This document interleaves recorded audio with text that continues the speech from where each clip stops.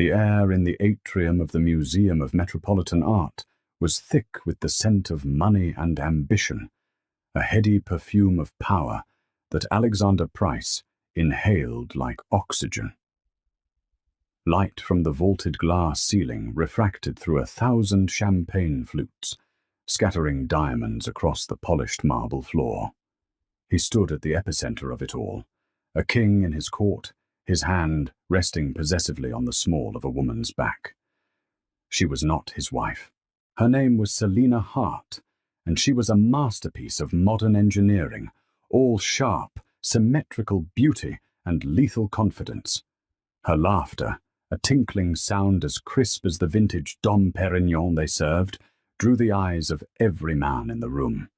Her crimson dress, a sliver of silk that clung to her like a second skin, was a declaration. Alexander had bought it for her, just as he had bought her loyalty, her time, and the incandescent smile she now turned upon him.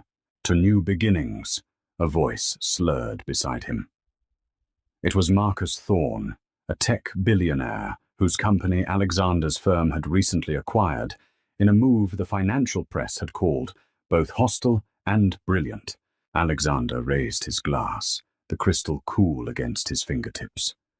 To new beginnings, he echoed, his voice a low, resonant hum that carried the weight of command. His gaze swept the room, a silent inventory of his domain. He saw the flash of camera bulbs from the press pit, the deferential nods from his board members, the envious glances from his rivals. This was his world, a universe he had forged through sheer force of will. And tonight, he was reshaping it. Selina leaned into him, her lips brushing his ear. "They're all watching you," she whispered, her breath warm. "They're all watching us." He gave her a slight, knowing smile. That was the point. The gossip columns had been buzzing for weeks, fueled by strategic leaks and carefully staged paparazzi shots. Alexander Price, the titan of industry, seen dining with a mysterious brunette. Price's 10-year marriage on the rocks. Tonight was not a confirmation, it was a coronation. Selina was not just his mistress. She was his future, a trophy reflecting the man he had become. Sleek, modern, and unencumbered by the past, his thoughts drifted, unbidden, to Victoria. He pictured her in their cavernous penthouse overlooking the park, a ghost in a gilded cage. Victoria, with her quiet grace, her intelligent eyes, and her infuriating, unwavering belief in the man he used to be. She was the architect of his past, the co-author of his origin story. But history, he reminded himself, was meant to be archived. He remembered the early days, the cramped apartment that smelled of stale coffee and boundless optimism, the nights spent hunched over spreadsheets, Victoria's calm voice, a steadying presence as he teetered on the brink of ruin. She had been his strategist, his confidant, his partner in every sense of the word. Her mind, as sharp as any lawyer's he'd ever hired, had navigated them through treacherous market waters. She had sacrificed her own ambitions, pouring her brilliance into the foundation of his empire. But empires evolved. The man who had needed a partner now needed an accessory. The man who had valued substance now craved spectacle. Victoria was a classic, a vintage piece. Selina was the latest model, all flash and fire. A photographer from Vanity Fair broke from the pack, his lens aimed at them like a rifle. "Mr. Price, a smile for the camera. You and Ms. Hart look incredible tonight." Alexander's arm tightened around Selina, pulling her closer. He turned, presenting their best angles to the world, a curated image of triumph. The flashbulb popped, momentarily bleaching the scene white. In that split second of blinding light, he felt a pang of something. Not guilt, but a faint, irritating echo of a loyalty he had long since rendered obsolete. It was the price of progress, he told himself. the collateral damage of a life lived in the fast lane. "You seem a million miles away," Selina murmured, her fingers tracing the lapel of his custom Tom Ford tuxedo. He brought himself back to the moment, forcing the image of Victoria from his mind. "Just closed," his voice smooth as silk. He looked down at Selina, at the fierce ambition burning in her eyes, a mirror of his own, and starting a new one. He leaned in and kissed her, a deliberate public act of branding. The cameras flashed again, capturing the moment for posterity. Alexander Price, the self-made king, sealing his new alliance. The applause from the surrounding crowd was a wave of validation, washing away the last vestiges of his past. He had built this world, and he would burn it down and rebuild it as he saw fit. He was the master of his universe, and tonight he was untouchable. The silence in the penthouse was a living thing. It filled the vast, empty spaces between the minimalist furniture and the floor-to-ceiling windows that framed the glittering Manhattan skyline like a cold, indifferent work of art.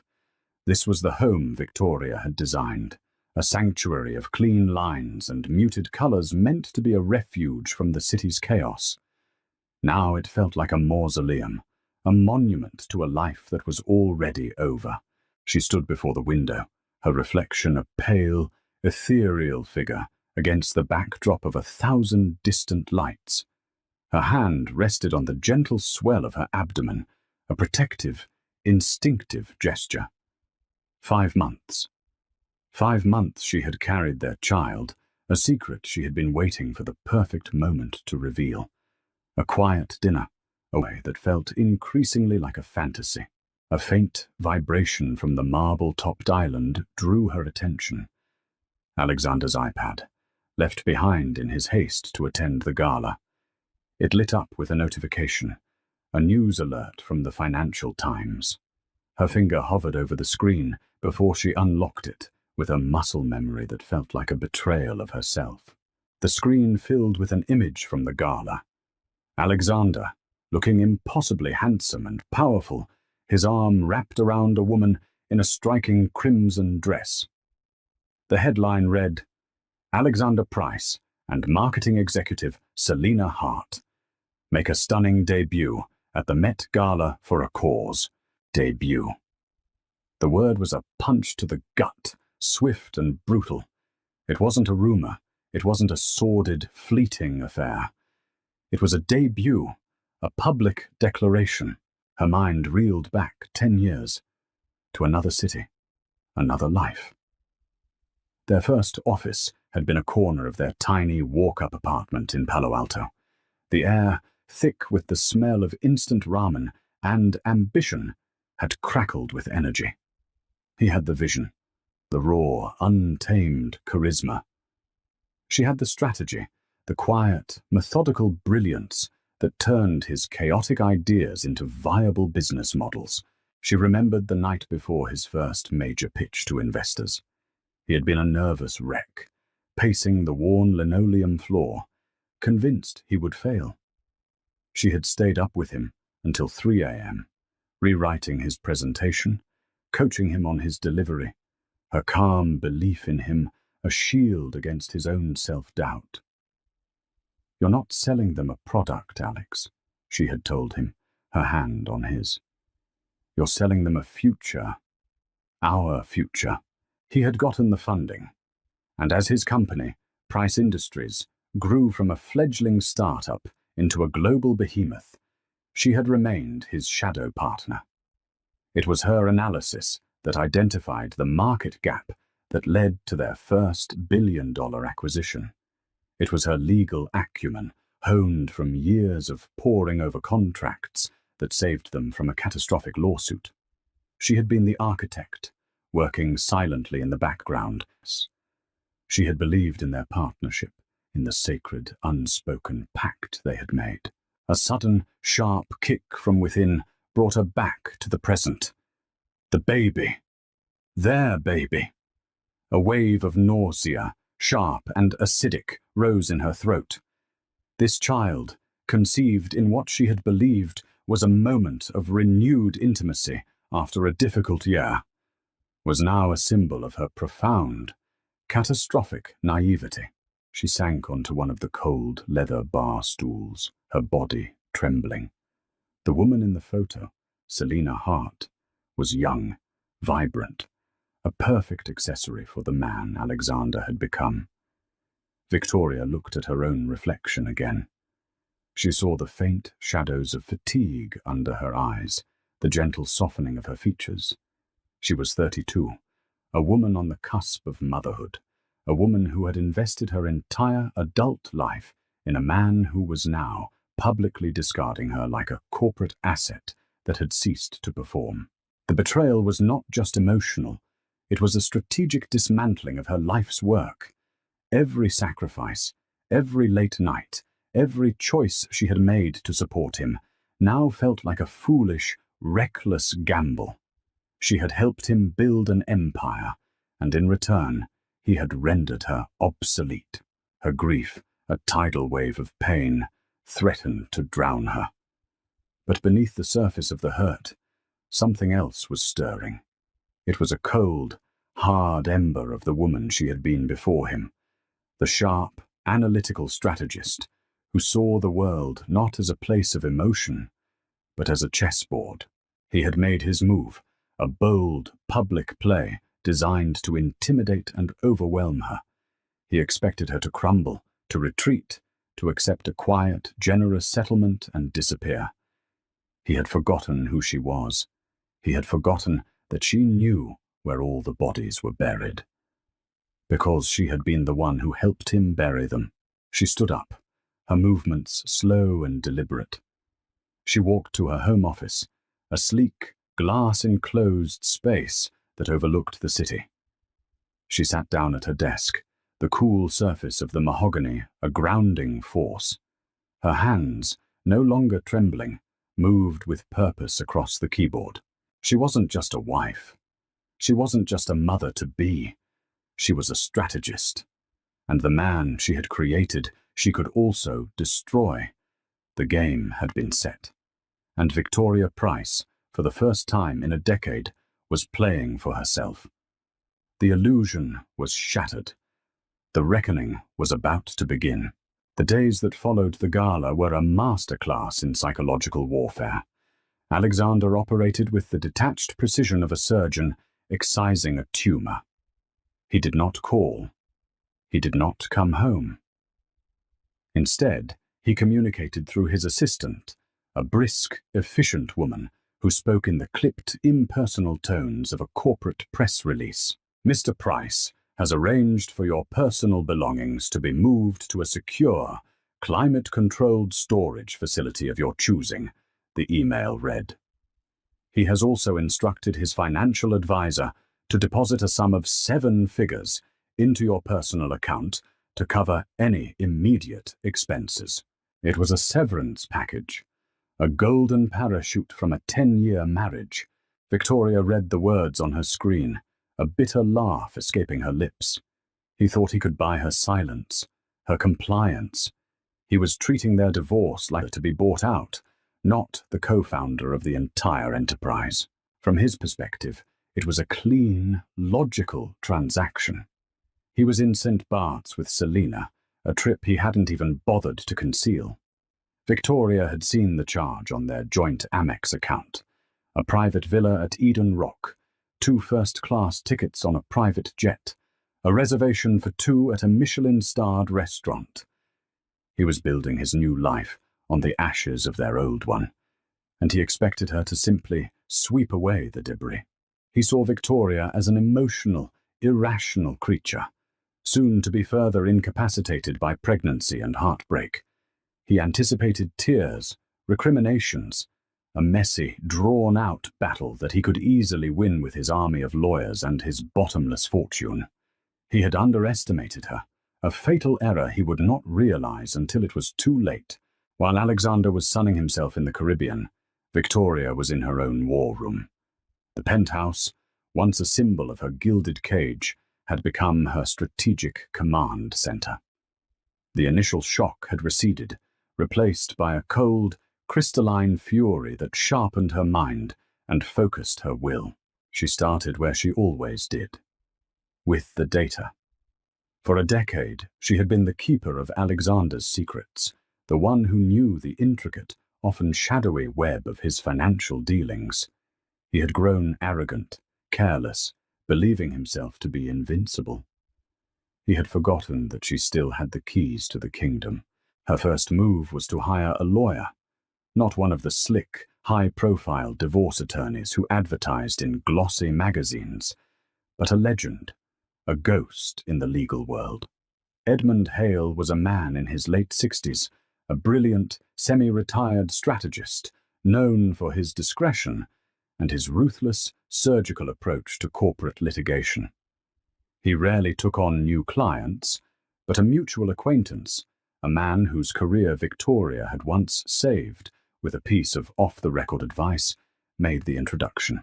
They met in a dusty, book-lined office in a pre-war building downtown, a world away from the gleaming steel and glass of Alexander's empire.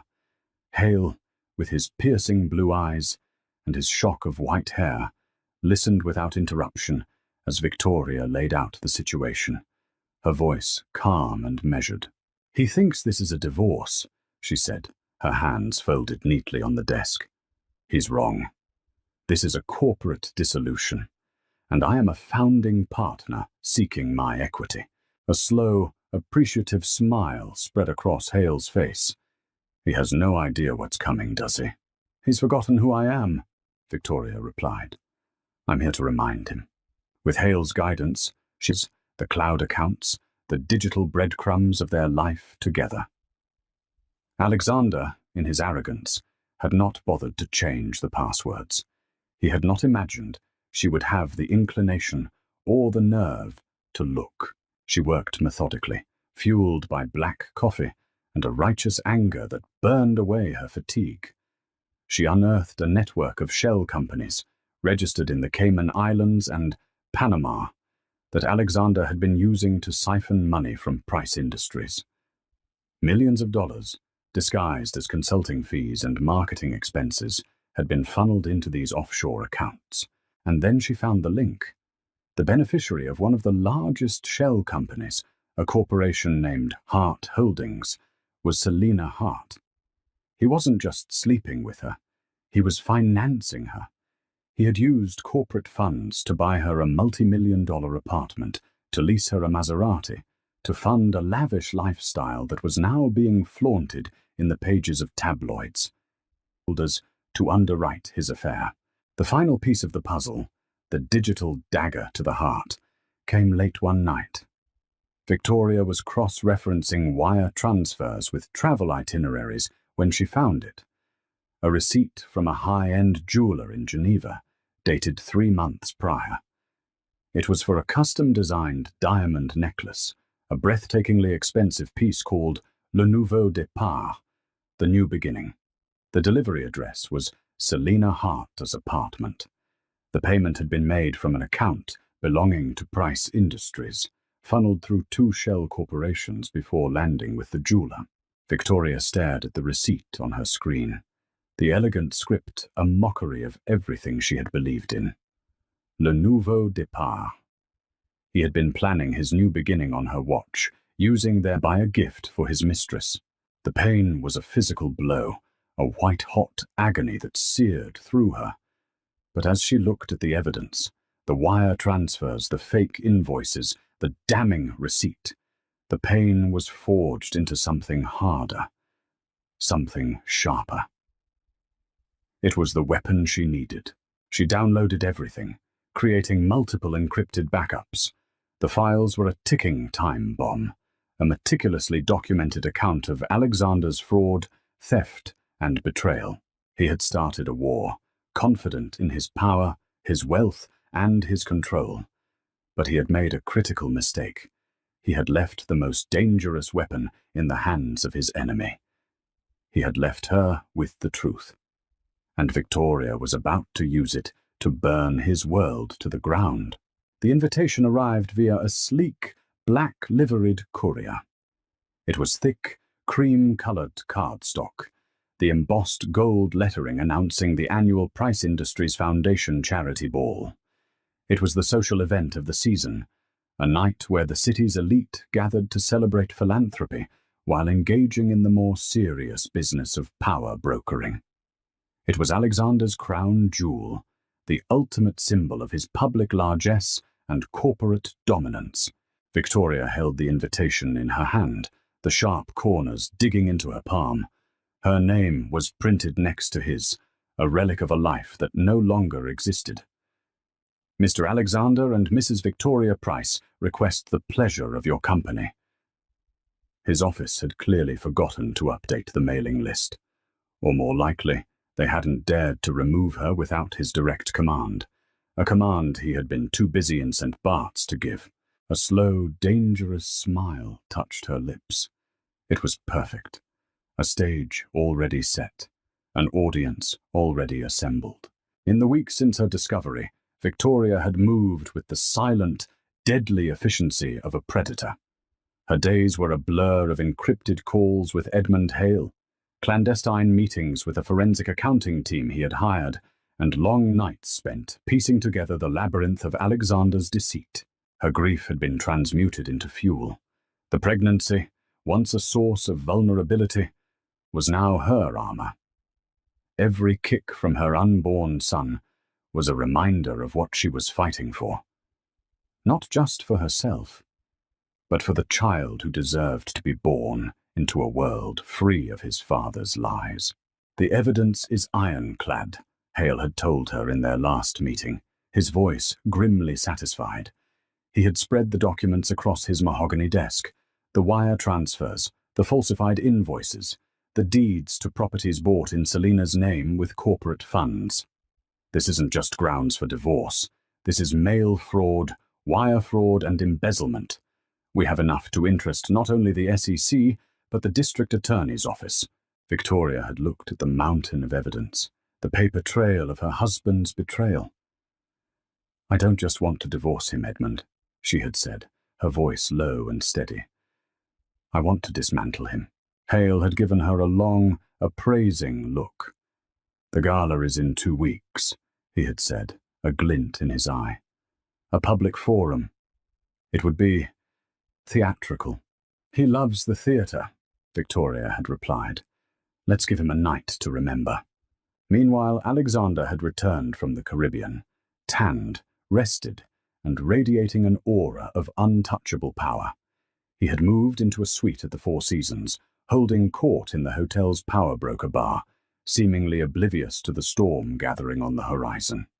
He had finally filed for divorce, his lawyers sending over a proposed settlement that was both insultingly generous and deeply condescending. It offered her the penthouse, a lifetime stipend, and a gag order that would prevent her from ever speaking about their marriage or his business dealings. He thought he was closing a deal. He had no idea she was preparing for a war. The day of the gala, Victoria woke with a sense of calm resolve. She spent the morning on a conference call with Hale and a team of public relations experts, finalizing the strategy.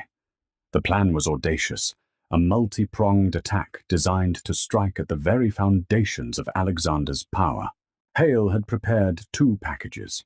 The first, a comprehensive report detailing Alexander's financial crimes, had been sent via secure messenger to Charles Whitmore, the most influential and morally rigid member of the Price Industries Board. Whitmore was old money, a man who valued integrity and reputation above all else. He was the key to turning the board against Alexander. The package was timed to arrive exactly 1 hour before the gala began. The second package contained the official divorce filing, citing adultery and financial malfeasance, along with subpoenas for Alexander and Selina. Hale himself would serve them. In the middle of the ballroom, as evening approached, Victoria began her own preparations. She had commissioned a dress, a custom creation from a designer known for his dramatic, avant-garde pieces. When it arrived, she unwrapped it from its silk cocoon. It was a gown of deep, blood-red velvet, a stark, shocking color that would command attention. It was a warrior's color. She styled her hair in a sleek, severe chignon, her makeup understated but flawless. She looked at her reflection in the mirror. The woman staring back was not the soft, accommodating wife Alexander had left behind. This was a woman forged in the fires of betrayal, her eyes holding a glint of steel. She was 5.5 months pregnant, her belly a gentle, undeniable curve beneath the crimson velvet. She was not hiding it. It was part of her statement. She was a mother, a creator, a woman on the brink of a new life, and she would not be erased. As she slipped on a pair of diamond earrings, a gift from a long-ago anniversary, a relic of a time when his love had felt real, her phone buzzed. It was a text from Hale. "Whitmore has the package. The curtain is about to go up."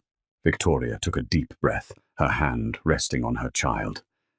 "It's time, little one," she whispered. Time for the show to begin. She walked out of the penthouse, leaving the ghost of her old life behind. She was not just attending a party. She was walking onto a battlefield, and she was ready for the reckoning. The ballroom of the Plaza Hotel was a symphony of opulence. Crystal chandeliers, the size of small cars, dripped light onto a sea of tuxedos and designer gowns. The air hummed with the low thrum of a string quartet and the high-pitched chatter of the city's most powerful people. At the center of it all, holding court near the grand staircase, was Alexander Price. He was in his element, a magnetic force field of charm and power. Selina was at his side, draped in a glittering silver dress, her hand possessively on his arm. They were the undisputed king and queen of the evening, a portrait of modern success. Alexander felt a deep, satisfying sense of rightness. He had weathered the initial storm of his separation with barely a ripple. The settlement papers were filed. Victoria had gone quiet, just as he'd predicted. He had won. He was in the middle of a story, his audience of bankers and socialites hanging on his every word, when a sudden hush fell over the room. It started near the entrance, a wave of silence that spread through the crowd like a contagion. Heads turned. Conversations faltered. Alexander followed their gaze. And then he saw her. Victoria was standing at the top of the grand staircase. The crowd parted before her, as if by an invisible force. She was a vision in crimson, the deep, rich velvet of her gown, a stark, dramatic contrast to the pale, glittering pastels favored by the other women. The dress was a masterpiece of tailoring, clinging to her torso before flowing to the floor, its severe, elegant lines accentuating the undeniable curve of her pregnancy. Her face was serene, her expression unreadable, but her eyes, fixed on him, burned with an intensity that sent a jolt of pure, cold shock through his system. She was not supposed to be here. She was supposed to be at home, broken and defeated. He felt Selina stiffen beside him. "What is she doing here?" she hissed, her voice a venomous whisper. Alexander couldn't answer. He was frozen, transfixed by the impossible sight of his wife, descending the staircase with the slow, deliberate grace of a queen approaching her throne. She was not alone. At her side was a tall, imposing man with a shock of white hair and the predatory stillness of a hawk. Edmund Hale, a cold dread, an emotion Alexander hadn't felt in years, began to creep up his spine. This was not a social call. This was an ambush. Victoria and Hale reached the bottom of the stairs and moved toward him, their progress tracked by 100 pairs of eyes. The string quartet faltered, the music dying away into an unnerving silence. The only sound was the soft, rhythmic click of Victoria's heels on the marble floor. They stopped directly in front of him. Victoria's gaze was unwavering, her calm more terrifying than any scream. "Alexander," she said, her voice clear and cool, carrying easily through the silent room. "You look well." Before he could form a response, Edmund Hale stepped forward. He was holding a leather folio. "Alexander Price," he said, his voice resonating with legal authority. "You are hereby served." He opened the folio and handed a sheaf of documents to a stunned Alexander. "This is a petition for divorce, citing adultery and the fraudulent dissipation of marital assets." A collective gasp rippled through the crowd. Hale then turned to a pale, wide-eyed Selina. "Selina Hart, you are hereby served with a subpoena. You will be required to give a deposition regarding your financial relationship with Mr. Price and your role as a director of several offshore corporations." Selina snatched the papers from his hand as if they were on fire, her face a mask of disbelief and panic. But Hale wasn't finished. He turned back to Alexander, his voice dropping to a conspiratorial yet clearly audible tone. "I believe you also have a call to get to, Alex. Charles Whitmore and the rest of the board are waiting for you in the library. They have some questions for you. Something about a report I sent them. It details a rather creative use of corporate funds." Alexander's blood ran cold. "Whitmore. The report." He looked from Hale's grimly triumphant face to Victoria's serene, implacable expression. He saw it all in a flash. The shell companies, the wire transfers, the jewelry. She knew. She knew everything. He looked around the room, at the faces of his colleagues, his investors, his rivals. He saw shock, confusion, and in the eyes of his enemies, a dawning, predatory glee. His carefully constructed world, his empire of smoke and mirrors, was imploding in real time. "Victoria," he managed, his voice a strangled whisper. "Don't do this." She looked at him, and for the first time, he saw not anger, but a profound, bottomless pity. "You did this to yourself, Alex," she said softly. She placed a hand on her belly, a gesture of finality. "This is my new beginning." She turned, her crimson gown swirling around her, and walked away, Edmund Hale at her side. She did not look back. The crowd parted for her once more, a silent, stunned audience, watching the final act of a tragedy they had not seen coming. Alexander stood frozen, the papers in his hand feeling as heavy as a tombstone. The flash of a camera phone went off, then another, and another. The vultures were descending. His reign was over, and his wife, the woman he had discarded and underestimated, had just become his executioner.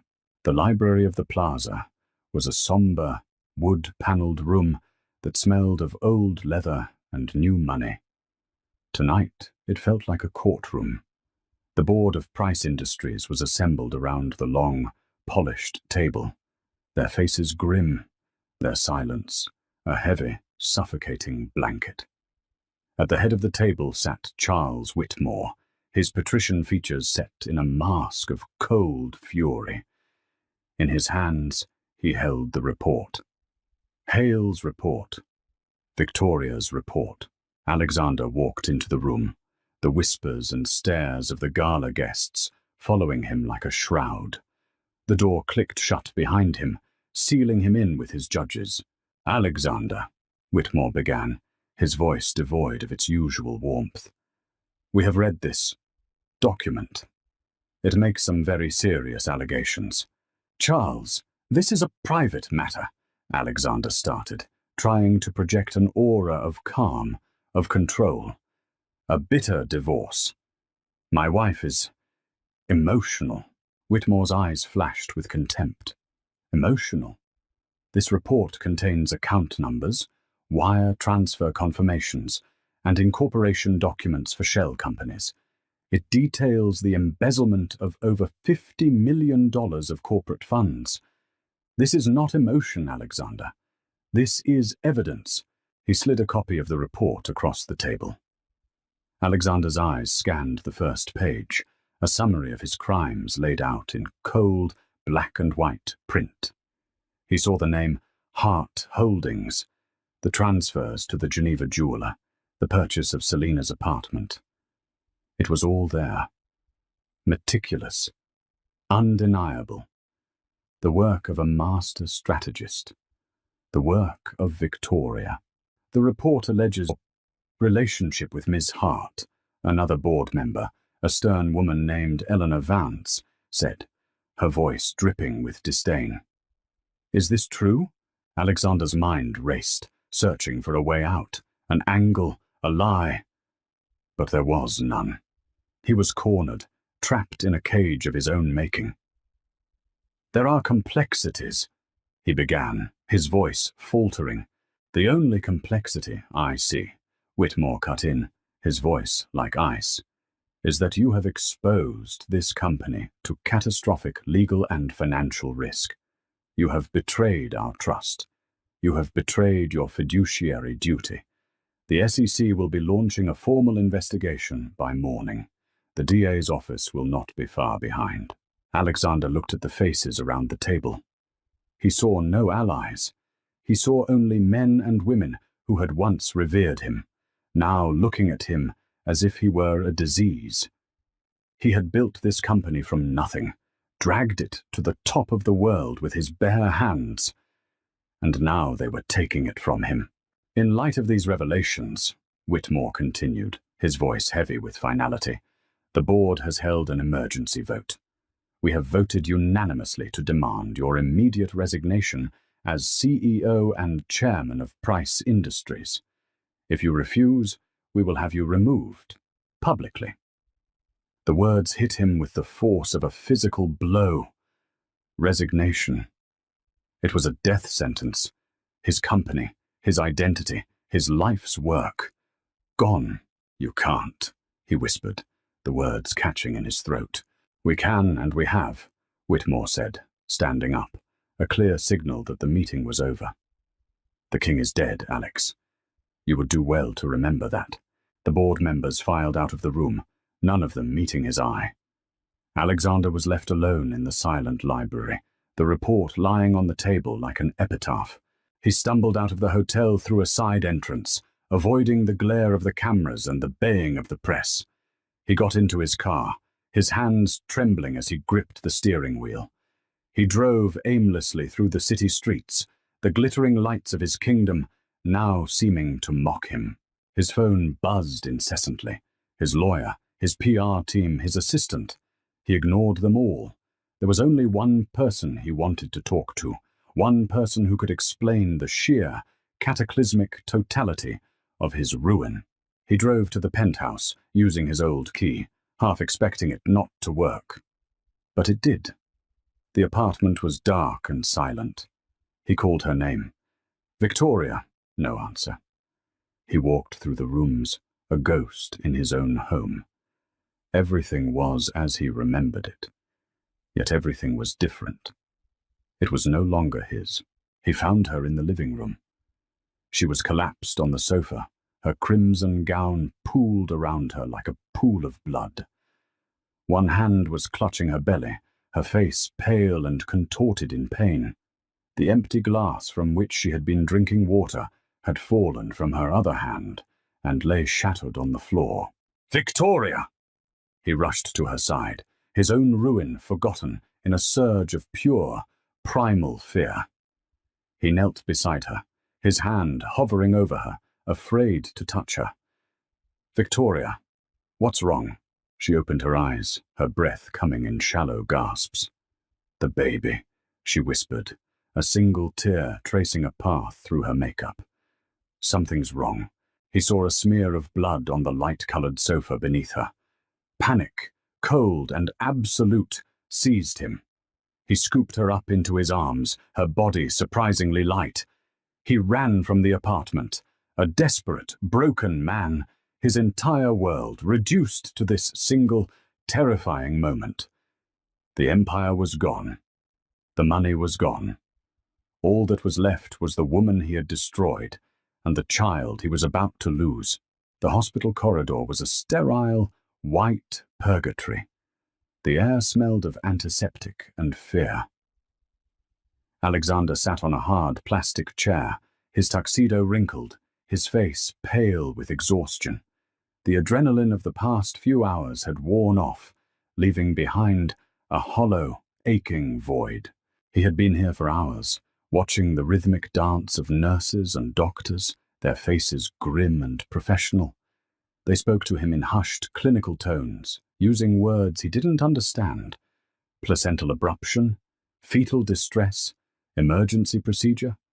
He had signed forms, answered questions, his hand shaking so badly he could barely write his own name. He was no longer Alexander Price, the titan of industry. In this white, sterile world, he was just a man, stripped of his power, his wealth, his identity. He was the husband in the waiting room, a helpless bystander to a drama in which he had no role to play. His phone had not stopped buzzing. He had finally switched it off, unable to bear the constant stream of notifications, each one a fresh report on his public execution. Price Industries CEO resigns amid scandal. SEC launches formal probe. Alexander Price's empire crumbles. It all seemed so distant, so irrelevant. The only thing that mattered was behind the closed doors of the operating room. He thought of Victoria, her face pale with pain, her hand clutching her belly. He thought of the child, their child, a tiny, fragile life caught in the crossfire of a war he had started. A profound, crushing weight of guilt settled over him, a feeling so foreign and so powerful it threatened to suffocate him. He had been so arrogant, so certain of his own invincibility. He had seen his wife, his partner, as an obstacle to be managed, a problem to be solved. He had never once considered the human cost of his actions. He had never considered the possibility that his betrayal could have physical, life-threatening consequences. A doctor appeared, his green scrubs dotted with sweat, his expression weary. Alexander shot to his feet, his heart pounding in his chest. "Mr. Price?" the doctor said. Is the baby?" He couldn't finish the sentence. The doctor gave him a tired, reassuring smile. "Your wife is stable. She's a fighter. We had to perform an emergency C-section. It was touch and go for a while, but she's resting now." Relief, so potent it made him dizzy, washed over him.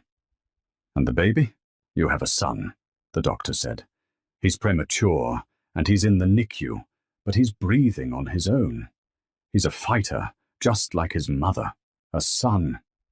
The words echoed in the sterile silence of the corridor. He had a son. "Can I see her?" he asked, his voice hoarse. "She's in recovery," the doctor said. "She's asked to see you." He followed the doctor to a private room. Victoria was lying in the bed, looking small and fragile against the crisp white sheets. An IV was attached to her arm, and her face was pale, but her eyes were open, and they were clear. He stood by the door, uncertain, an intruder in this sanctuary of pain and survival. "They told me it's a boy," she said, her voice weak but steady. He nodded, unable to speak. "I've named him Nicholas," she said, "after my father, Nicholas. A good, strong name. A name that had nothing to do with him." "Victoria, he started. The words, "I'm sorry," feeling so inadequate, so pathetic, they died on his lips. She looked at him, her gaze holding not the anger he expected, not the triumph he deserved, but a deep, weary sadness. "You know, Alex," she said, her voice barely a whisper, "I never wanted to destroy you. I just wanted you to see me." And in that moment, he did.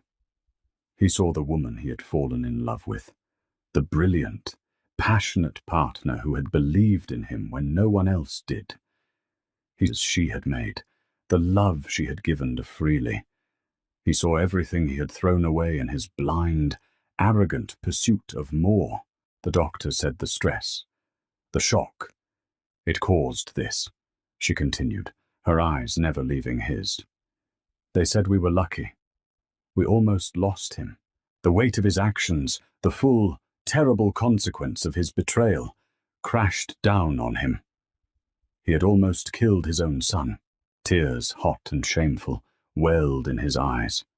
He stumbled forward, sinking to his knees by her bedside, his head bowed. "I'm sorry," he whispered, the words finally breaking free, raw and broken. "Victoria, I am so sorry." She reached out, her hand resting for a moment on his bowed head. It was not a gesture of forgiveness, but of farewell. "Go, Alex," she said, her voice gentle but firm. "Go and deal with the world you created. My world is here now." He looked up, and he saw the truth in her eyes. The bond between them, the love that had once been the foundation of his life, was irrevocably broken. He had shattered it, and it could never be repaired. He stood up and walked out of the room, leaving her with their son, with the new life she had fought for. He was alone, a disgraced king in a fallen kingdom, with nothing left but the ashes of the man he used to be. The reckoning was over. The penance was just beginning. The world Alexander stepped back into was a foreign country. The familiar landmarks of his life, the corner office with its panoramic views, the deferential greetings from his staff, the easy access to the corridors of power, had all vanished. He was an exile in his own city. His days were a monotonous cycle of meetings with lawyers, a new team specializing in white-collar criminal defense. They spoke in grim, pragmatic terms about plea bargains, sentencing guidelines, and the likelihood of incarceration. The SEC investigation was in full swing, and the district attorney's office had convened a grand jury. The evidence Victoria had compiled was a legal guillotine hanging over his head. Selina was gone. Subpoenaed and facing her own legal jeopardy, she had hired a lawyer who had promptly advised her to cooperate fully with the authorities. Her testimony, a detailed account of Alexander's financial machinations, was the final nail in his coffin. She had disappeared from public view, her social media accounts deleted, her apartment sold, the crimson dress and the diamond necklace now evidence in a federal investigation. She had been a fleeting, expensive dream that had turned into a waking nightmare. He lived in a rented apartment, a sterile, anonymous space that felt more like a holding cell than a home. He rarely went out. The few times he did, he was met with the curious stares of strangers, the whispers of people who recognized him from the news. He was a pariah, a cautionary tale whispered at cocktail parties and board meetings. He had lost everything: his company, his reputation, his fortune. His assets were frozen, his accounts under scrutiny. The empire he had built was being dismantled, sold off in pieces to his rivals. Price Industries, the company that bore his name, would soon cease to exist. But the greatest loss, the one that haunted his waking hours and tormented his dreams, was the loss of his family.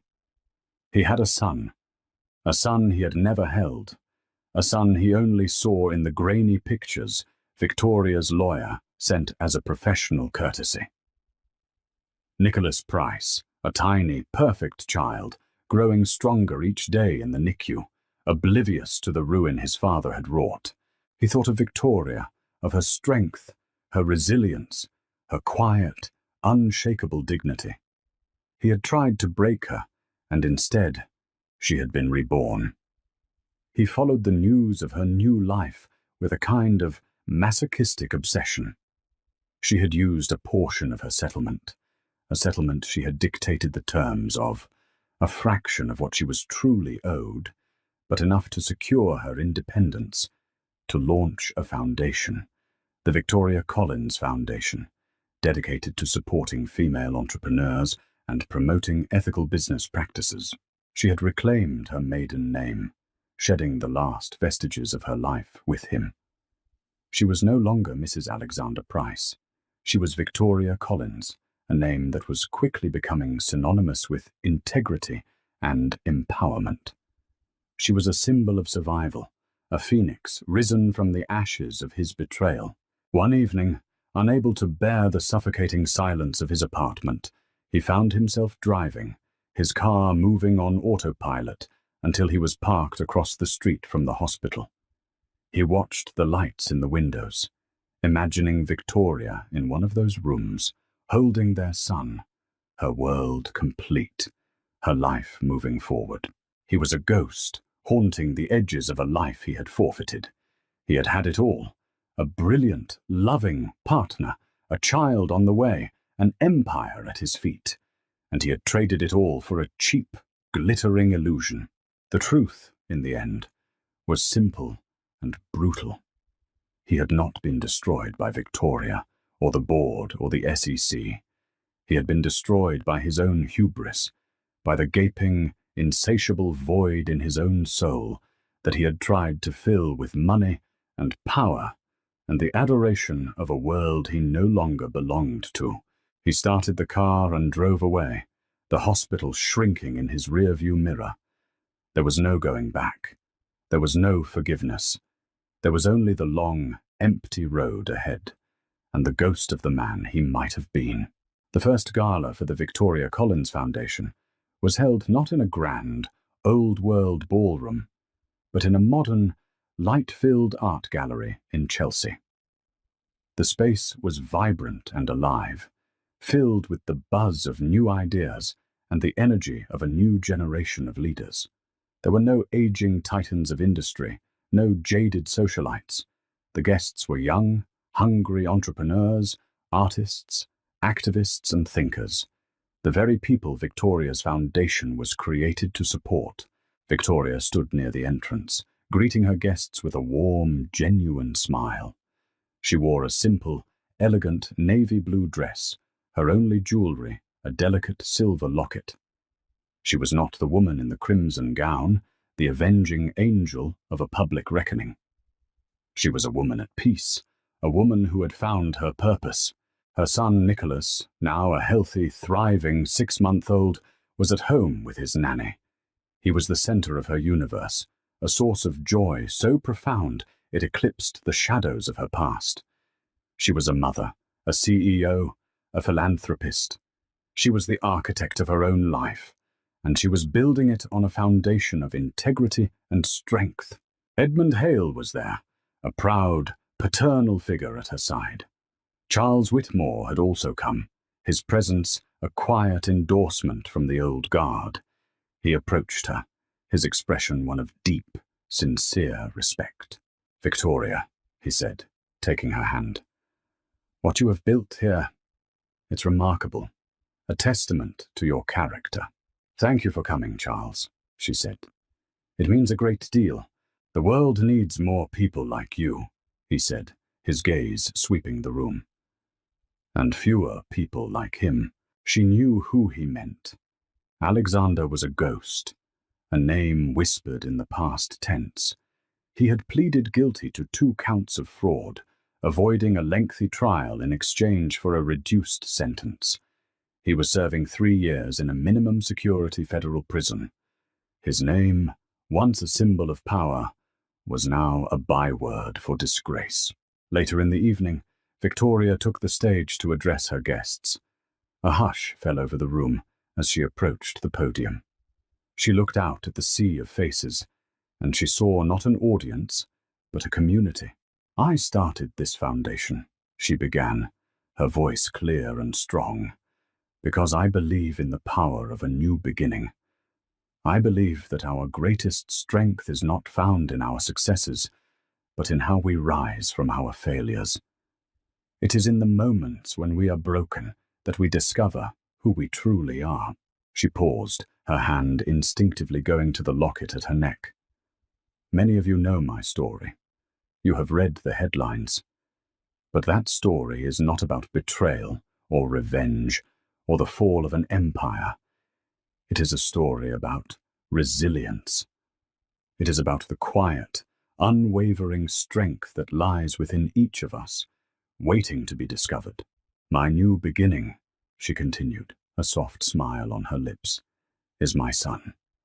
It is this foundation, It is the belief that we can build a world where success is not measured by wealth or power, but by integrity, by compassion, and by the courage to build something better on the ashes of what came before. A wave of applause, warm and heartfelt, filled the room. Victoria stepped down from the stage, her heart full. She had taken the pain, the betrayal, the ruin, and she had transformed it into something beautiful, something meaningful, something that would last. As the evening wound down, she stood by the window, looking out at the city skyline. It was the same view she had seen from the penthouse, but it looked different now. It was no longer a cold, indifferent landscape. It was a city of possibility, a world of new beginnings. She was free. She was whole. She was home. The past was a closed, the future was an open book, and she was the only one holding the pen. And for the first time in a very long time, she couldn't wait to write the next page.